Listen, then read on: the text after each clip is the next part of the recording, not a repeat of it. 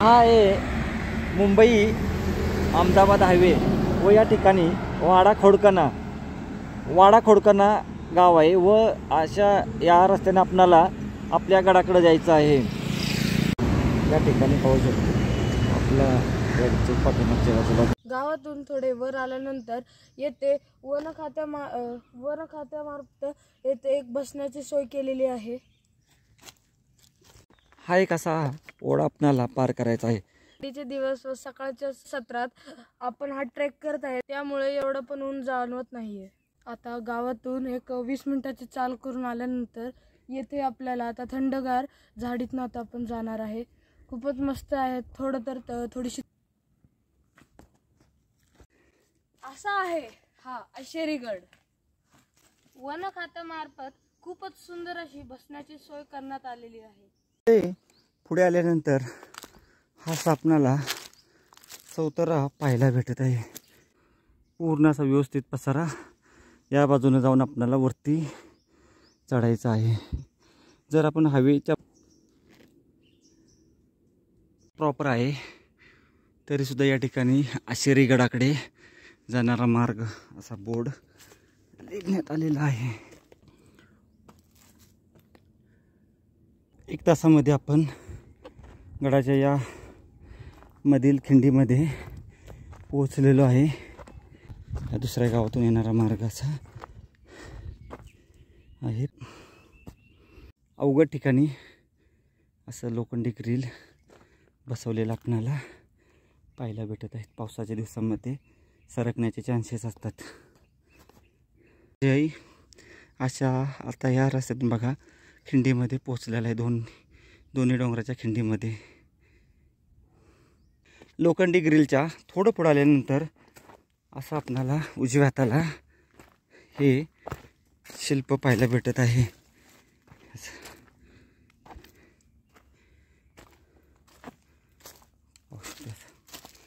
हे शिल्प या ठिकाणी आहे व चंद्र सूर्य कोरण्यात आलेले आहे व खालच्या बाजूस पाहिलं आपणाला असे एक या ठिकाणी पाहायला व्यवस्थित भेटत आहे। व येथून आता आपण गडाच्या वर चढण्यासाठी जाणार आहे, जेथे मेन थरारक पॅच सुरू होणार आहे, जिथं शिड्या आहेत। तर चला पाहूया। एवढं या ठिकाणी असे भुयार पाहायला भेटत आहे। छोटी गाणी भुयार आहे।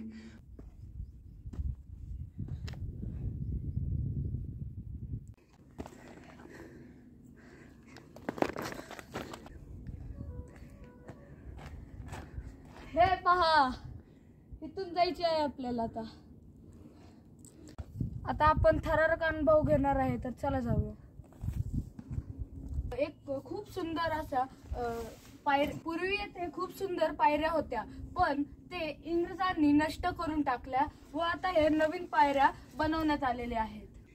थोडं वर आल्यानंतर आपल्याला या साईडला तटबंदी किंवा बुरुज पाहू शकतो। पूर्वी या रेलिंगच्या जागी अशा पायऱ्या होत्या। पोर्तुगीज कोट ऑफ आर्म्स सिम्बॉल असे पाहायला भेटत आहे।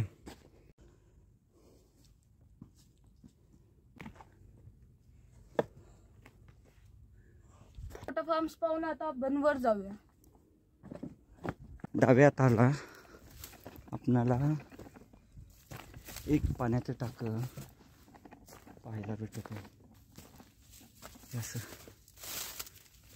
पाण्याचं टाकं व्यवस्थित पायरी मार्ग आहे।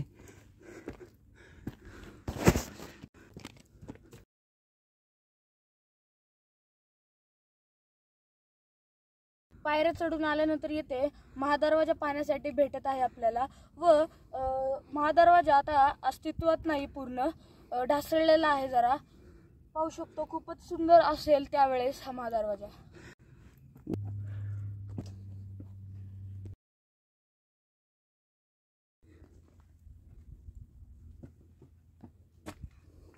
महादरवाज्यातून वर आल्यानंतर या ठिकाणी पाणी जे येते वरून वाहत येते, ते असे जाण्यासाठी व्यवस्थित असा हा लांबपर्यंत बाहेर आउटलेट बोलू शकतो आपण काढलेला आहे व किंवा गडाच्या वरच्या भागात जाणार आहेत। हे पाहू शकतो, सुंदर पायऱ्या आहेत।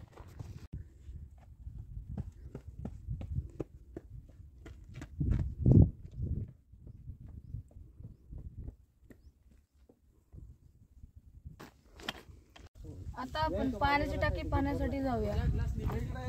त्या पायऱ्या केलेल्या आहेत. पाणी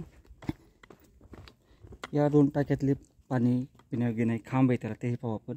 प्रथम जे पिण्याचं जे पाण्याचं मुख्य टाका आहे ते पाहून घेऊ.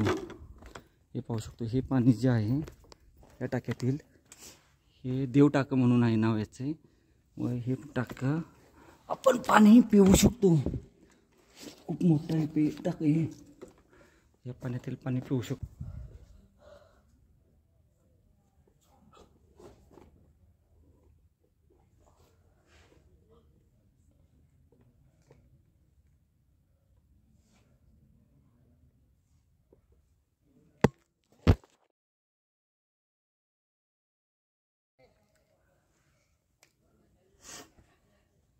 प्रत्येक टाक्याचं एक खास वैशिष्ट्य असते व जसे की या टाक्याचं आहे.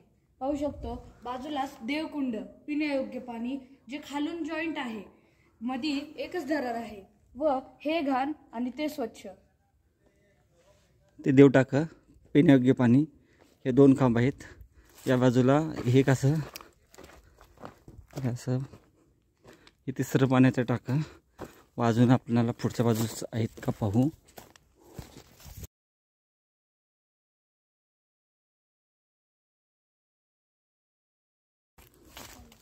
थोडं पुढे आल्यानंतर आपणाला हे एक मोठं असं पाण्याचं टाकं पाहायला भेटत आहे. आत्तापर्यंत आपण एकूण 4 पाण्याची टाकी पाहिलेली आहेत. असं त्या ठिकाणी बसण्याची सुद्धा सोय केलेली आहे. पाहू शकतो आपण, जाता येत नाही त्या ठिकाणी.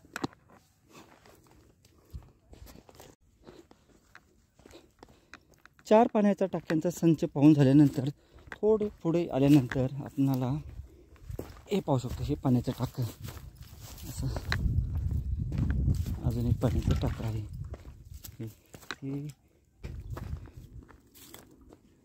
मुंबई अहमदाबाद हायवे पाहायला भेटत आहे. अशी तटबंदीचा भाग किंवा काही पाहायला भेटत आहे. सर्व टाकी पाहून आता अजून एक जे वरच्या बाजूस टाका आहे ते पाहू व जी मेन गोवा आहे ती पाहण्यासाठी जाऊ आपण. टाका आहे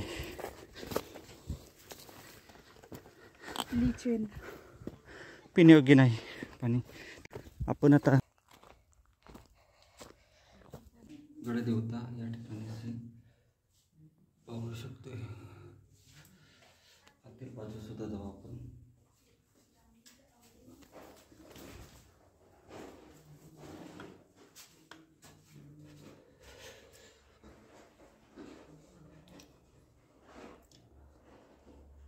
गोव्यामध्ये मंदिर आहे आश्चर्यगडाच्या टॉपला.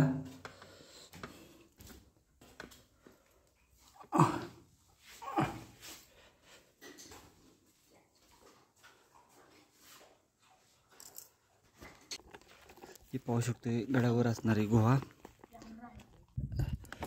ठेवण्यात आलेले आहेत व्यवस्थित त्याच्यात आत.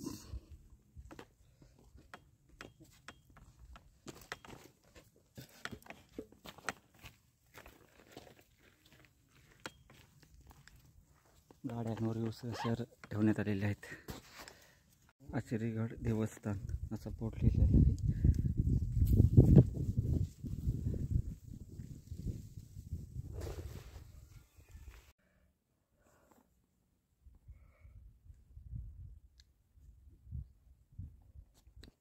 तो बालेकिल्ला आहे. तलाव आहेत व इतर अवशेष पाहायला जाऊ.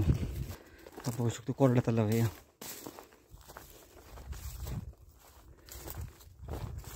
व गडावर जो मुख्य तलाव आहे पाण्याचा, तो पाहण्यासाठी आपण आता येत आहोत. मुख्य तलाव मोठा आहे. त्या ठिकाणी खाली उतरण्यास पायऱ्या सुद्धा आहेत.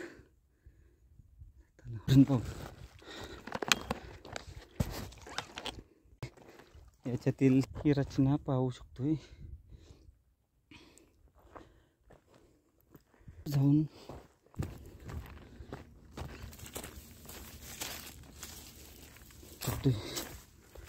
नागफणी देवस्थान असं लिहिलेलं आहे, परंतु इथे कुठंच आपल्याला सापडलेलं नाही. अजून एक गडाचे बोलू शकतो मुख्य आकर्षण जे आहे तो शेवटच्या बाजूस व्ह्यू पॉईंट आहे. हायवे व्यवस्थित पाहायला भेटत आहे या ठिकाणावर.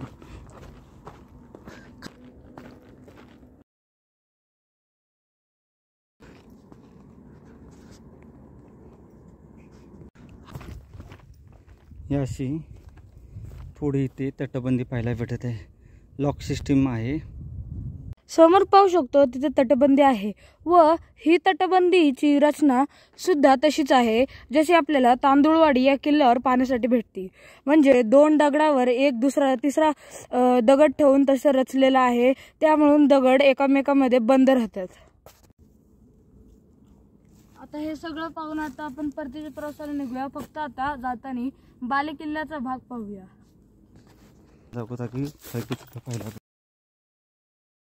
गुहा मंदिर पाहण्यासाठी जात असताना बालेकिल्ल्याचा भाग आहे व ते आता बालेकिल्ल्यामध्ये आपण जाऊन पाहून येऊ.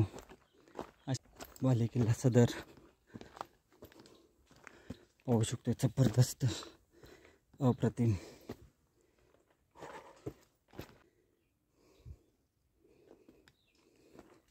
हा बालेकिल्ल्याचा भाग.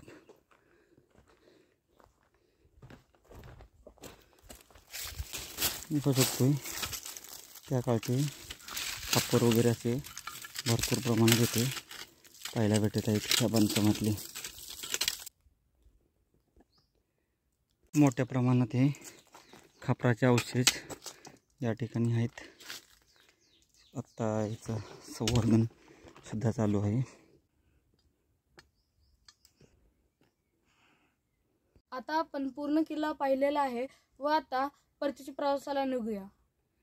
आशेरीगड हा माझा 438 नंबर किल्ला आहे व आशेरीगड खूपच अद्भुत आहे, खूपच चांगला आहे. परिसर पण खूप जास्त आहे आणि मला पहिल्यांदाच किल्ला बघितला मी, जिथे असं सिंहासन, दगडी सिंहासन आहे व मुकुट आहे राजाचं दगडात बनवलेलं. कोट ऑफ आर्म्स होतं ते पहिल्यांदाच बघतोय मी.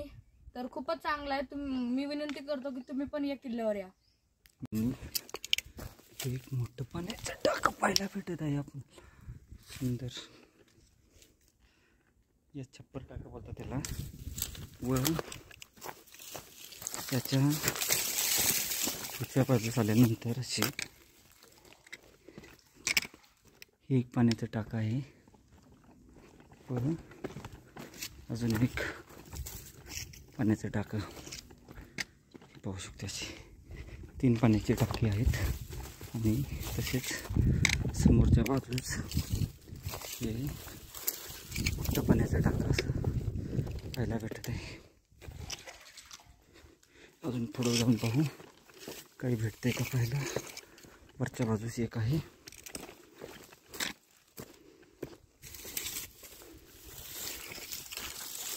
एक पाण्याचं टाकं. पाच पाण्याच्या टाक्यांचा समूह. हे आता 5 पाण्याचा टाक्यांचा समूह आहे या ठिकाणी. तो पाहून आपण आता परतीच्या प्रवासाला निघू. हे एक पाण्याचं टाकं पाहून आपण आता पुढच्या पाण्याच्या टाक्यापाशी जाऊ. पाहू शकतो हे असं बाजूस हे असं अजून एक पाण्याचं टाकं पाहायला भेटत आहे. पाणी भरपूर आहे याच्यात सुद्धा.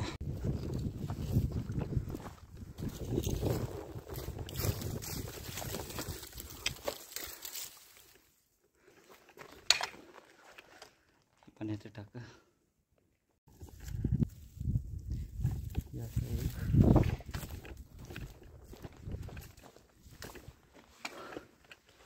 पाण्याचं अजून एक पाण्याचं टाकं असं पाहायला भेटत आहे.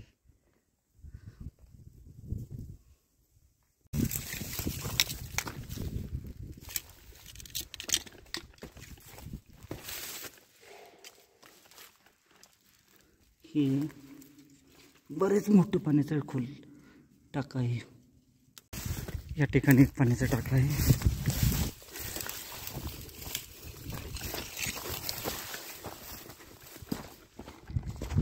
हे पाहू शकतो पाण्याच्या टाक्याची सिरीजची बहुतेक इथं हे असं पाण्याचं टाका आहे. हे आता पाण्याचं टाकं पाहून आपण परतीच्या प्रवासाला निघत आहे व याच्या पुढच्या बाजूस अजून एक छोटं पाण्याचं टाकं, पुढच्या बाजूस एक पाण्याचं टाकं पाहायला भेटत आहे. पण आता हे अजून एक असं पाण्याचं टाकं.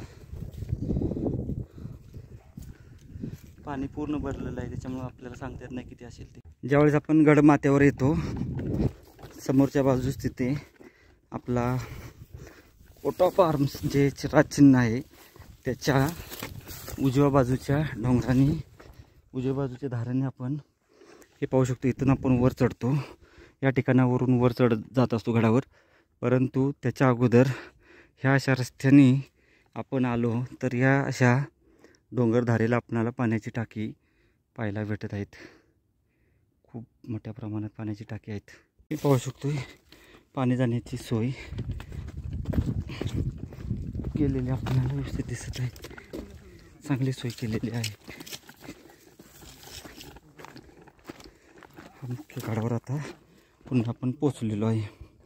परतीच्या मार्गाला लागू आपण अशा पायरी मार्गाने आपण आता उतरत आहोत. हे पोर्तुगीज राजचिन्ह त्या ठिकाणी आता पोचत आहे आपण. पोर्तुगीज राजचिन्ह पाहून आपण आता गडमाथा उतरण्यास सुरुवात करत आहोत. तर चला झालेला आहे पूर्ण किल्ला आपला पाहून. अशा पायऱ्या खाली उतरत यायचे आपणाला आता. चांगला अनुभव आहे. फक्त आता उतरताना सावधगिरी बाळगायची आहे.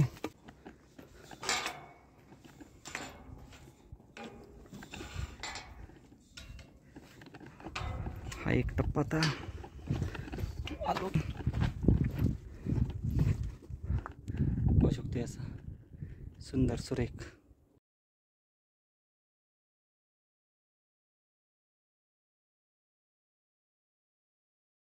सकाळी 10 वाजता आपण ट्रेक चालू केला होता व आता दुपारचे वाजलेले आहेत 5:30.